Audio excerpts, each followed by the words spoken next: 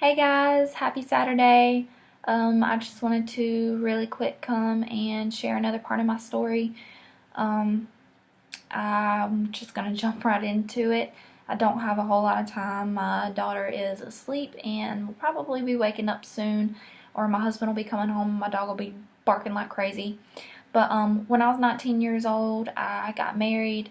We were very on and off. My family hated that I was with him because he would cheat, lie, he would make me feel like dirt. It was just a very toxic relationship. But when we would split up, I would just go, I guess, crazy. I would be partying every night, uh, drinking, smoking, sleeping with whoever would show me attention. And it really left me feeling so lost and empty inside. And one day I just woke up and said that there's something more to life. There's got to be something more that I'm meant to do. So I actually went up to the mall and walked into the Navy office, sat down, talked to them, and decided I was going to join the Navy. So I start conditioning, I start training, I start learning about the Navy, and since I was technically still married, I had to get some paperwork signed by him allowing me to go into the Navy, but we ended up falling back into the same old patterns, and I got back together with him. And then I get to boot camp, find out that I can't go to boot camp because I am pregnant. When I was found out that I was pregnant, at first it was kind of like a shock, and I just couldn't believe it. I made MEPS give me another pregnancy test just to prove that I was, and they didn't get mine mixed up with someone else's. But turns out I was pregnant. So I went back home, and not even 3 weeks later, I had a miscarriage. When when the doctor told me that I had miscarried, it was the lowest, the most empty I've ever felt in my whole life. So the few weeks following, I was very depressed. I was just in a hole. I would go in the bathroom and I would cry every single night. I would just sit in the floor with the lights turned off and the door shut and just bawling, crying, asking why. Why is this happening to me? Why? Um, so him and I actually ended up splitting up again, and after we had split up, we had a car that was in both of our name. So and he had a key to it, and he would go wherever I was and take the car from me. And like for instance, I was in Greenville one night. He found out where I was, went up there, got my car, left. I walk outside to leave, and it's gone. Here I am thinking it's towed. Nope, it wasn't towed. He came and got it. So I had to get a ride home, and then after that, I ended up getting the car back. It's funny now, but back then it wasn't funny. So I get a call, and they're like, "Hey, he's up here with your car." So I drive this stick shift 1994 Honda Civic with no power steering and no air conditioner that I hated driving. I drive all the way up to where he's at, park that car, get in my car, crank it up, and I speed off.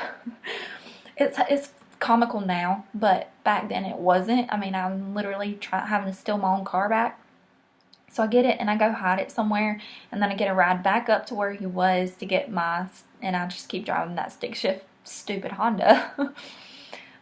Even though I had a perfectly good Lexus IS 300 sitting in someone's backyard.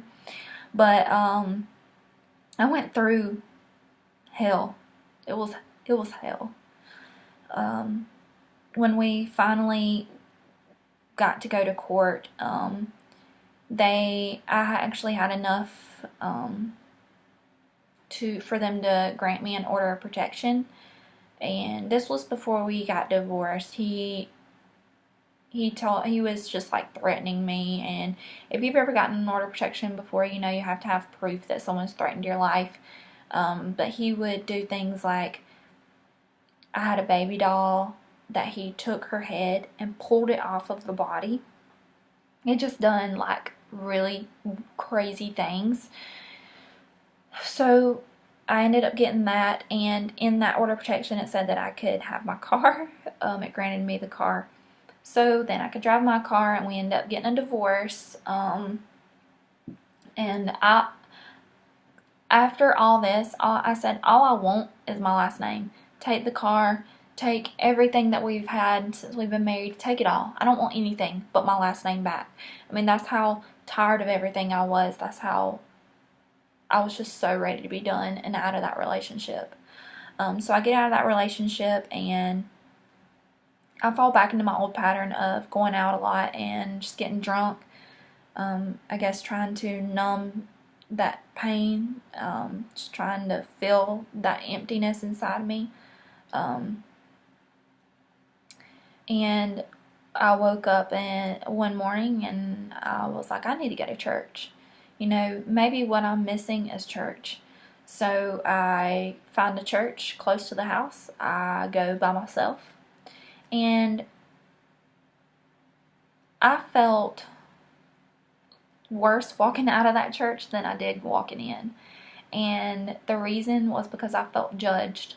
I felt like, I mean, I do have tattoos, and I got my nose pierced. At the time, my tongue was pierced. So I just felt like everyone was looking at me, but no one wanted to talk to me. So I left there feeling like, you know, church isn't for me. I just don't need to go to church.